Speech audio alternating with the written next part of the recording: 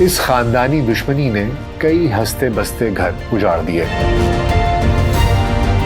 اور یہ پنجاب پولیس کی نااہلی کا ایک منہ بولتا ثبوت بھی ہیں۔ اور یہی وہ وقت تھا جب ٹیپو ٹرکا والا کے خاندان کی ان سے دشمنی کا آغاز ہوا۔ ٹیپو ٹرکا والا نے مل ملا کر پولیس مقابلے میں ان دونوں کو مروا دیا۔ ان کی عدالت میں بھی تیفی بٹ پیش ہوئے اور وہاں سے بھی ان کو بری کر دیا گیا۔ دونوں ماموں اور پھوپھی ذات کازنز ہیں۔ تو یہی گروپ پرویز مشرف کے ساتھ مل گیا۔ پرویز مشرف نے ان کے علاقے گوال منڈی میں فوڈ سٹریٹ کھلوا دی، جس کا کہ چیئرمین گوگی بٹ کے بھائی شکیل بٹ کو بنا دیا گیا۔ اگر ان کے خلاف کسی کو کوئی شکایت ہے تو پولیس کو بتائے، اس کا نام صیغہ راز میں رکھا جائے گا۔ مگر VLC پوڈ کاسٹ میں ڈاکٹر ناصر بیگ کے ساتھ آپ کی خدمت میں حاضر ہیں۔ السلام علیکم۔ لاہور کے انڈر ورلڈ ڈرامہ نے ایک نیا موڑ اس وقت اختیار کیا جب تیفی بٹ کے بہنوئی جاوید بٹ کے گرفتار شوٹرز نے پولیس کو بیان دیا کہ اس نے جاوید بٹ کو بالاج ٹیپو کے چھوٹے بھائی مصب ٹیپو کی ایما پر مارا ہے، اور یہ کہ مصب نے اسے اور اس کے ساتھی کو 5-5 لاکھ روپے اور 5-5 مرلے کے 2 گھر دینے کا وعدہ کیا تھا، جس میں سے رقم کی ادائیگی اس کارروائی سے پہلے ہو چکی تھی اور گھروں کا ان تک پہنچنا یا ان کو دیا جانا ابھی باقی تھا۔ ہوا کچھ یوں کہ ستمبر کے پہلے ہفتے میں ہی 65 سالہ محمد جاوید ایک دن دوپہر کو اپنے بیٹے کے بچوں کو اسکول سے لینے کے لیے گھر سے نکلا تو واپسی پر تقریباً آدھے گھنٹے کے سفر کے بعد اس کی گاڑی لاہور کی مصروف شاہراہ کینال روڈ پر شاہ جمال کے قریب اشارے پر رکی۔ اشارہ کھلنے سے قبل ہی اس کی گاڑی کے دائیں جانب 2 موٹر سائیکل رکے۔ ان دونوں موٹر سائیکلوں پر سوار افراد کے ہاتھوں میں اسلحہ تھا، جس کا رخ ڈرائیونگ سیٹ پر بیٹھے محمد جاوید کی گاڑی کی جانب تھا۔ فائرنگ کی زد میں آنے والے محمد جاوید موقع پر ہی ہلاک ہو گئے، جبکہ گاڑی میں سوار اس کی بیوی شدید زخمی ہو گئی۔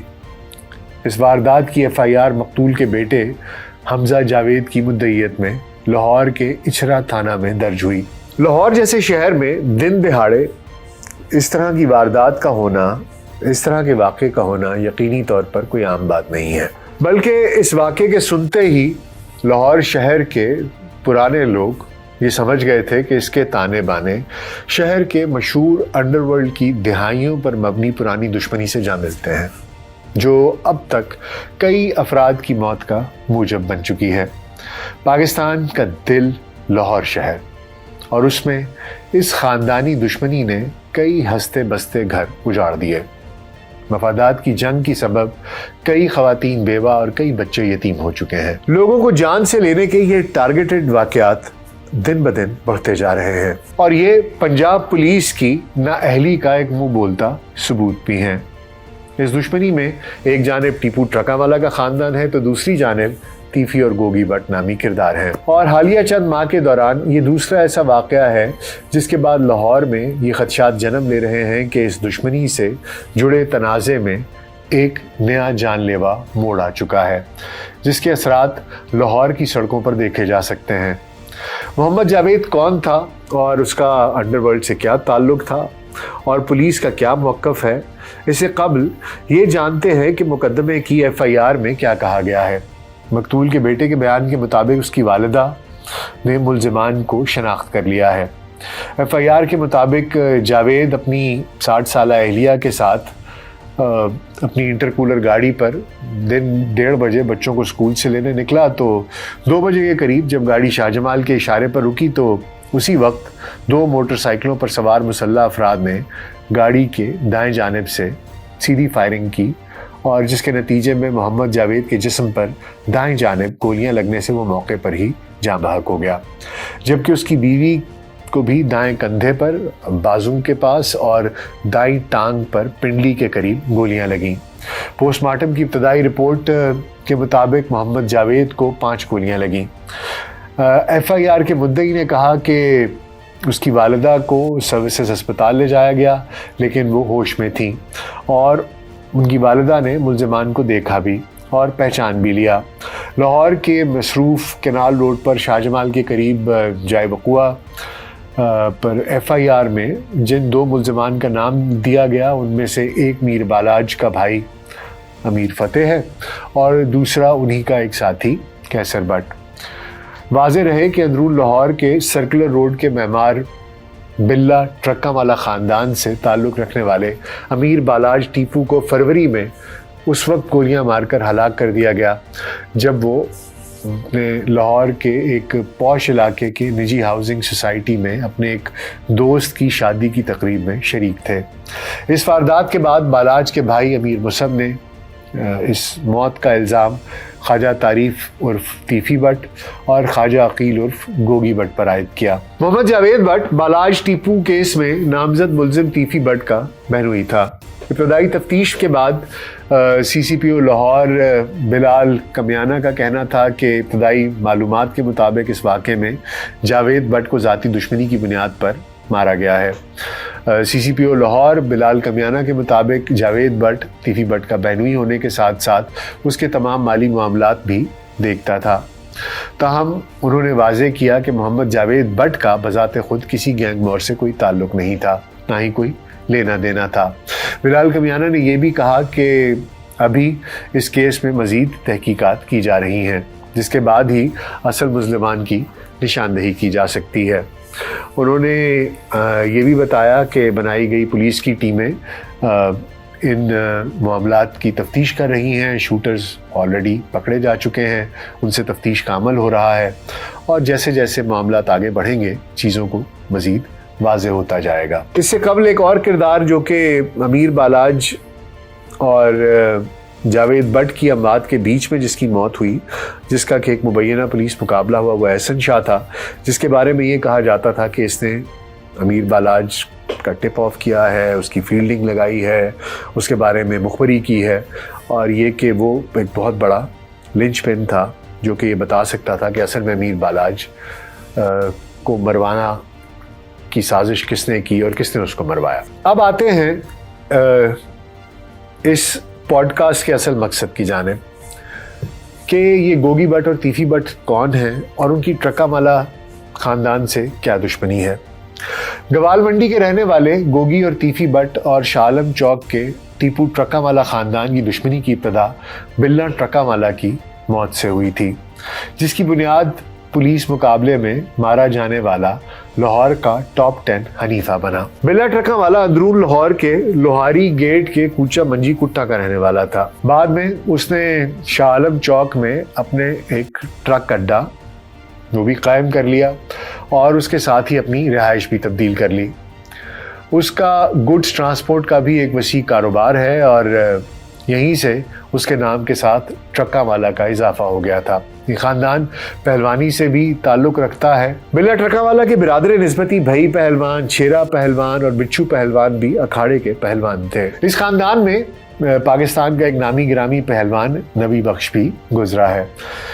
بلا پہلوان ڈیرے دار بھی تھا، ٹرانسپورٹ کا وسیع کاروبار بھی تھا اور اس حوالے سے ملک کے طول و عرض میں نامی پہلوانوں سے اس کی دوستیاں بھی تھیں، علاقے میں ٹہکے بھی تھے اور لوگ اس کی عزت بھی کرتے تھے اور اپنی ڈیرہ داری کی وجہ سے لوگوں کی مابین فیصلے بھی یہ کرایا کرتا تھا اور مبینہ طور پر بدماشوں کی سرپرستی بھی کرتا تھا اور اشتہاریوں کو اپنے کاموں کے لیے استعمال بھی کرتا تھا۔ لیکن زیادہ تر یہ کام معمولی نوعیت کے جرائم تھے جن میں بیشتر دکانوں پر قبضے کرنے جیسے معاملات شامل تھے یا پھر بدماشی، لڑائی جھگڑے وغیرہ کے واقعات ہوا کرتے تھے۔ یہ سب کچھ چل رہا تھا کہ ہر کمال رازوال کی طرح اس خاندان کی بدنصیبی کا دور بھی شروع ہو گیا۔ بلا پہلوان کے پاس ایدو نام کا ایک ملازم تھا جو اندرون لاہوری گیٹ کی اسلام گلی کا رہنے والا اور بدنام زمانہ حنیف عرف حنیفہ اور شفیق عرف بابا کا باپ تھا۔ ایدو نے بلا ٹرکا والا سے بات کر کے اپنے بیٹے حنیفہ کو اڈے پر ملازمت دلوا دی۔ حنیفہ ایک آوارہ منش اور اچکا ٹائپ کا لڑکا تھا، لڑائی جھگڑے بھی کرتا تھا اور فائرنگ بھی، اور بلا پہلوان کا بیٹا ٹیپو بھی اس کا ہم عمر تھا۔ اسے بھی بدماشی کا بڑا شوق تھا، اسی بنا پر دونوں میں دوستی ہو گئی اور پھر یہ کام یہاں تک پہنچا کہ ان کے ہاتھوں ایک انسان مارا گیا۔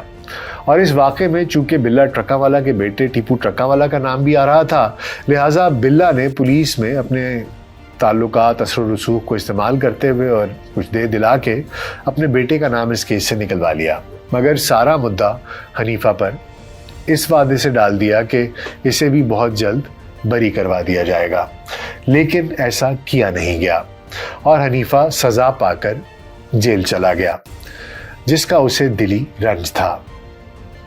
اس کے جڑے واقعات نے ٹرکا والا خاندان کے لیے زندگی اجیرن کر دی۔ حنیفہ جب سزا پوری کر کے جیل سے واپس آیا تو اس نے بلا ٹرکا والا سے انتقام لینے کی ٹھان رکھی تھی۔ جیل میں ہی اس کی دوستیاں اپنے جیسے بہت سے لوگوں سے بن چکی تھیں، مگر جیسے ہی وہ باہر آیا، گوال بنڈی گروپ نے اسے ہاتھوں ہاتھ لیا اور اسے مکمل سپورٹ شروع کر دی۔ باہر آ کر گوال منڈی گروپ نے اسے شوٹرز دیے اور ایک مضبوط گروپ بنا دیا، جنہوں نے ایک روز صبح سویرے بلا پہلوان کو اس کے اڈے میں جا کر اس وقت فائرنگ کر کے موت کی نیند سلا دیا جہاں وہ بیٹھا اخبار پڑھ رہا تھا۔ اندرون لاہور کے مبینہ انڈر ورلڈ کے چند بڑے کرداروں سے دشمنی کی بنیاد بلا ٹرکا والا کی اس موت سے ہی پڑی۔ انہوں نے پہلے بلا کو مارنے کی ایک دو کوششیں اور بھی کی جو ناکام ہو گئیں، اور بالآخر 1994 کو ایک دن اس کے ڈیرے پر ہی وہ اس کو مارنے میں کامیاب ہو گئے۔ بتایا گیا کہ حنیفہ اور شفیق نے بلا کو مارنے کے بعد لاہور کے علاقے گوال منڈی کے کاروباری تیفی بٹ اور گوگی بٹ کے پاس جا کر پناہ لے لی۔ خواجہ تعریف عرف تیفی بٹ اور خواجہ عقیل عرف گوگی بٹ اس زمانے میں بھی اندرون لاہور کے انڈر ورلڈ کے بڑے نام تھے۔ وہ خود کو کاروباری کہلاتے تھے، جبکہ زیادہ تر ان کا تعلق زمینوں اور جائیدادوں پر قبضے اور اس طرح کی بدماشی سے جڑا ہوا تھا۔ یہ دونوں ہی اپنے ڈیروں پر اشتہاریوں اور جرائم پیشہ افراد کو پناہ بھی دیتے تھے اور پھر انہیں ہی اپنے کاموں کے لیے استعمال بھی کیا کرتے تھے۔ تیفی بٹ اور گوگی بٹ دونوں پھوپھی زاد بھائی ہیں۔ یہ دونوں پولیس کو زیادہ تر زمینوں پر ناجائز قبضوں اور بھتہ وغیرہ لینے کے مقدمات میں مطلوب ہیں۔ یہ اشتہاری مجرموں کو پناہ بھی دیتے تھے اور اپنے لیے استعمال بھی کرتے تھے۔ بلا ٹرکا والا کو مارنے کے بعد حنیفہ اور شفیق نے بھی ان کے پاس ہی پناہ لی، اور یہی وہ وقت تھا جب ٹیپو ٹرکا والا کے خاندان کی ان سے دشمنی کا آغاز ہوا۔ ٹیپو اس معاملے میں ہوشیار تھا، وہ خود سامنے نہیں آیا، لیکن اس نے ان دونوں حنیفہ اور شفیق کو مروا دیا۔ ان دونوں گینگز کے لوگ پولیس کو ایک دوسرے کے خلاف مخبریاں بھی دیتے رہے۔ ٹیپو ٹرکا والا نے مل ملا کر پولیس مقابلے میں ان دونوں کو مروا دیا۔ اس کے بعد ٹیپو ٹرکا والا پر کئی قاتلانہ حملے بھی ہوئے جن میں وہ بچتے رہے۔ ان حملوں میں بھی مختلف اشتہاری اور کرائے کے شوٹرز استعمال ہوئے تھے، تاہم تحقیقات کا تانا بانا تیفی اور گوگی بٹ کے گینگ سے ہی جا ملتا تھا۔ 2003 میں ٹیپو ٹرکا والا پر بڑا حملہ لاہور کچہری کے علاقے میں ہوا۔ اس حملے میں ان کے 5 محافظ مارے گئے، وہ خود شدید زخمی ہو گئے اور انہیں ہسپتال منتقل کر دیا گیا۔ اس واقعے کا الزام بھی ٹیپو ٹرکا والا نے تیفی اور گوگی بٹ پر ہی عائد کیا۔ اس واقعے کے بعد ٹیپو نے اپنے خاندان کو دبئی منتقل کر دیا اور خود بھی کچھ عرصے کے لیے ملک سے باہر چلا گیا، مگر دبئی سے لاہور واپسی پر ایئرپورٹ کے باہر ایک مسلح شخص نے فائرنگ کر کے اسے موت کے گھاٹ اتار دیا۔ پولیس کے ترجمان نے چند روز قبل انکشاف کیا کہ انسپیکٹر جنرل پولیس ڈاکٹر عثمان انور کی ہدایت پر پنجاب پولیس بیرون ملک مفرور اشتہاری مجرمان کو گرفتاری اور وطن واپسی کے لیے اسپیشل آپریشن جاری رکھے ہوئے ہے، جس کے تسلسل میں پنجاب پولیس کے اسپیشل آپریشن سیل نے ایک اور کامیاب آپریشن کرتے ہوئے قتل کے مقدمات میں مطلوب 2 خطرناک اشتہاری مجرمان کو متحدہ عرب امارات سے گرفتار کر کے پاکستان منتقل کیا ہے، اور ان 2 اشتہاری ملزمان کے نام محمد عمران اور محمد اصغر بتائے جاتے ہیں۔ لیکن یہ ملزمان بالاج ٹیپو کیس کے بیرون ملک فرار ہونے والے نامزد ملزمان تیفی اور گوگی بٹ بالکل نہیں ہیں۔ پنجاب پولیس کا انٹرپول سے بھی کہا یہ جا رہا ہے کہ رابطہ ہے، اور کئی ممالک کی پولیس کے ساتھ بھی پنجاب پولیس مل کر اپنے اسپیشل آپریشن سیل کے ساتھ वहाँ पर काम कर रही है ताकि बैरून मुल्क मफरूर टीपू ट्रका वाला के नौजवान बेटे अमीर बालाज टीपू के मारने वाले जो मुलजिमान हैं उनको गिरफ्तार किया जा सके, लेकिन फ़िलहाल अभी तक वो इसमें नाकाम रहे हैं। हालांकि ये केस लाहौर का ना सिर्फ एक हाई प्रोफाइल केस है बल्कि इस पूरे शाखसाने का हिस्सा है जो कि पिछले कई दहाइयों से लाहौर जैसे शहर में जारी है। इस सारे ड्रामे में हाल ही में तीफी भट्ट का बहनोई जावेद भट्ट जो कि मारा जा चुका है, ये मैं आपको बता चुका हूँ, और पुलिस के मुताबिक इसके 2 शूटर्स गिरफ्तार हो चुके हैं और बाकी दीगर मुलजिमान की तलाश अभी जारी है। तीफी भट्ट और ट्रका वाला ख़ानदान की दुश्मनी कब शुरू हुई, इस पर मैं अपने पहले वीलॉग में भी आपको बता चुका हूँ और आज भी आपको बयान किया है। इस ड्रामे में ट्रका वाला ख़ानदान के 3 लोग, बिल्ला ट्रका वाला, उसका बेटा टीपू ट्रका वाला और उसका बेटा यानी कि उस बिल्ला का पोता बालाज टीपू अभी तक मारे जा चुके हैं, जबकि तीफी पार्टी के बहनोई जावेद भट्ट भी इस पार्टी के पहले शख्स हैं जो इस सारे अंडरवर्ल्ड के ड्रामे में मारे गए हैं। और इनका मुकदमा बालाज के भाई और एक और मकतूल बाबर भट्ट लखुडेरिया के भाई कैसर भट्ट और 2 नामालूम अफराद के खिलाफ दर्ज कराया गया था। आइए अब एक नज़र ये भी देख लेते हैं कि ख्वाजा तारीफ गुलशन उर्फ तीफी भट्ट और अकील भट्ट उर्फ गोगी भट्ट ये कौन हैं। दरअसल ये दोनों लाहौर में अंडरवर्ल्ड के डॉन के तौर पर पहचाने जाते हैं। दोनों मामू और फूफीजात कज़न्स हैं। इनके बुजुर्ग अमृतसर से तकसीम के वक्त हिजरत करके लाहौर आए थे। अमृतसर में इनका खानदान कटरा मान सिंह का रिहायशी था। तीफी भट्ट के वालिद ख्वाजा गुलशन ने लंडा बाजार से मुल्का सराय सुल्तान में रिहाइश इख्तियार की। इसके 3 बेटे थे, ख्वाजा तारीफ गुलशन उर्फ तीफी भट्ट, ख्वाजा अजहर गुलशन और ख्वाजा यावर गुलशन। ख्वाजा गुलशन का ब्रांडथ रोड पर एक छोटी सी उनकी दुकान थी जिस पर के पीटर इंजनों का काम किया जाता था, जबकि गोगी भट्ट के वालिद ने जो कि रशीद भट्ट उनका नाम था, उन्हें हिजरत के बाद गवाल मंडी में सकूनत इख्तियार की थी। उनके 5 बेटे थे, ख्वाजा अकील उर्फ गोगी भट्ट, ख्वाजा शकील भट्ट, ख्वाजा राहील भट्ट, हनी भट्ट और पप्पू भट्ट। रशीद भट्ट की नीला गुंबद के इलाके में पुराने टायरों की एक दुकान भी थी। दोनों ख़ानदानों की रोज़ी रोटी का दारोमदार इनके कारोबार पर था। तीफी और गोगी का एक कज़न का नाम रेड ब्लड था। सुर्ख सफ़ेद रंग होने की वजह से उसे रेड ब्लड और उसके भाई ख्वाजा सलीम को साहब के नाम से पुकारा जाता था। रेड ब्लड लड़ाका था, इस इलाके में इसकी बड़ी धाक थी और उसको दरअसल बड़ा शौक़ था कि धाक बिठाए, ज़रा बदमाशी करे, और इस चीज़ का उसे जुनून था। और गोगी और तीफी भट्ट भी जवान थे और उन्हें भी इस इलाके के दीगर नौजवानों के हमरा इन्होंने मिलकर एक ग्रुप बना रखा था और छोटी मोटी इलाकाई कार्रवाइयाँ डाला करते थे। ये बात बहुत कम लोगों को मालूम है कि एक दिन अपने दौर के नामवर बदमाश रियाज गुज्जर के इनकी तीफी भट्ट के बहनोई के साथ तू मैं हो गई और रियाज गुज्जर ने उसे सरे बाजार कुछ ऐसा कह दिया जिससे कि उसने अपनी तज़हीक महसूस की। वाक़े का जब तीफी गोगी ग्रुप को इल्म हुआ तो उन्होंने फौरी एक्शन लेते हुए रियाज गुज्जर के घर पर जाकर अंधाधुंध फायरिंग करवा दी, मगर जवाबन रियाज गुज्जर ने कोई कार्रवाई नहीं की। अब इस फायरिंग के नतीजे में सारे लाहौर में तीफी गोगी ग्रुप के चर्चे शुरू हो गए और उनकी शोहरत गवाल मंडी की हदूद से निकलकर लाहौर भर में फैल फूल गई, क्योंकि रियाज गुज्जर उस ज़माने में एक नामी गरामी बदमाश था। 1997 और 1999 के अरसे में जब मौजूदा वज़ीर आज़म मियाँ शहबाज शरीफ पंजाब के वज़ीर आला थे तो तीफी गोगी के कज़न रेड ब्लड को पुलिस ने ऑस्ट्रेलिया चौक रेलवे स्टेशन के सामने पुलिस मुकाबले में पार कर दिया। उसकी मौत के बाद ये ग्रुप और ज़्यादा मशहूर हो गया। इसके बाद उन्होंने अपना असर रसूख भी पढ़ाना शुरू कर दिया और साथ में उस वक्त की बरसर इक़्तिदार जमात मुस्लिम लीग नून के साथ भी इनने मरासिम पैदा करने की कोशिश की और पॉलिटिकली नवाज शरीफ साहब के इलेक्शन में नून लीग का साथ देना शुरू कर दिया। इस तरह के लोग सियासत में आपके साथ जुड़ जाया करते हैं और इसके जवाब में ज़ाहिरी बात है कि फेवर्स भी لینے شروع کر دیتے ہیں.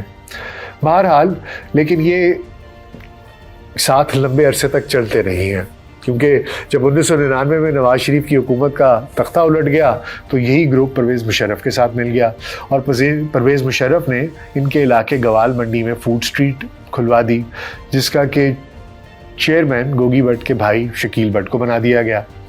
اور ان کی بدماشی پھر گوال منڈی، ریلوے روڈ، چیمبرلین روڈ صرف یہاں تک ہی محدود تھی، کیونکہ نسبت روڈ سے آگے اس دور میں ارشد امین چودھری کا راج ہوا کرتا تھا، جو ایک اسٹوڈنٹ لیڈر تھا اور ایک بڑے اور گروپ کا قائد تھا.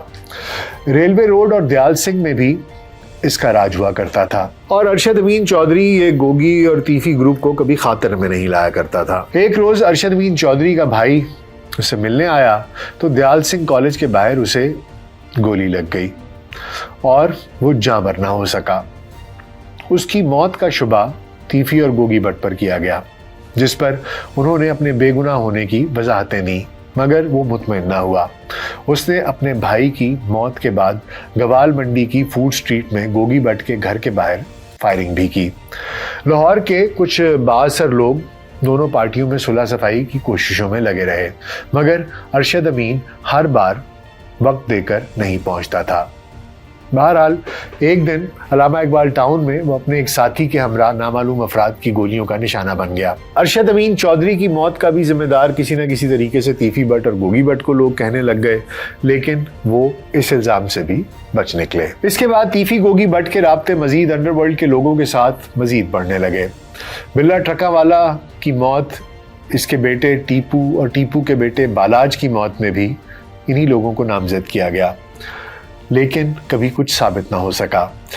ریلوے روڈ کے نوید لمبی والا، اسلم ٹانگیاں والا، طاہر پرنس، میاں بابر اور دیگر کئی ایسے افراد تھے جو کہ اس سین پر آئے اور فنا ہو گئے، اور ان لوگوں کی موت میں بھی کسی نہ کسی طریقے سے ان پر الزام لگایا جاتا رہا، مگر ہر مرتبہ کوئی کچھ ثابت نہ کر سکا، اور عدالتوں سے تیفی بٹ، گوگی بٹ رہا ہوتے رہے. سابق چیف جسٹس پاکستان ثاقب نثار، ان کی عدالت میں بھی تیفی بٹ پیش ہوئے اور وہاں سے بھی ان کو بری کر دیا گیا، اور اس طریقے سے تیفی بٹ کو کلین چٹ دے دی گئی.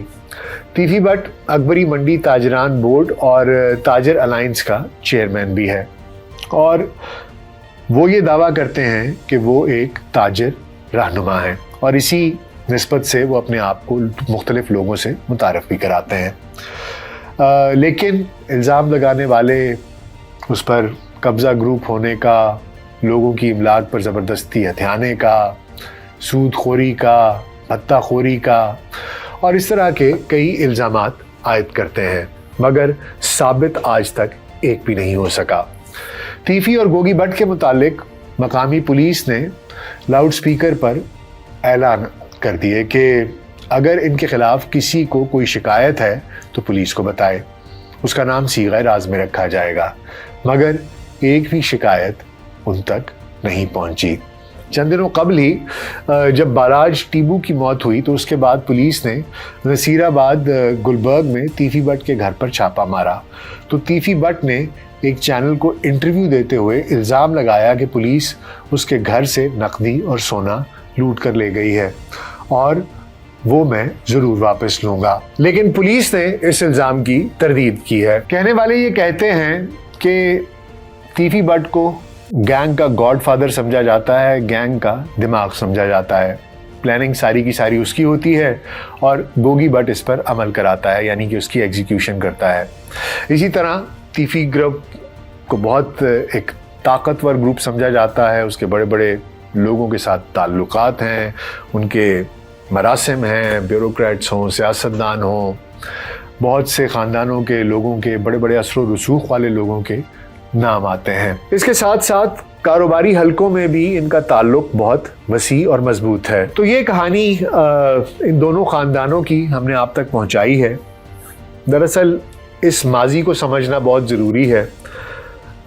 طاقتور لوگ ہیں اور ڈیرے دار لوگ ہیں، دشمن داریاں پالنے والے لوگ ہیں، اور ضرورت اس امر کی ہے کہ کوئی نہ کوئی اس کے بیچ میں آئے، اس معاملے کی صلح صفائی کرائے۔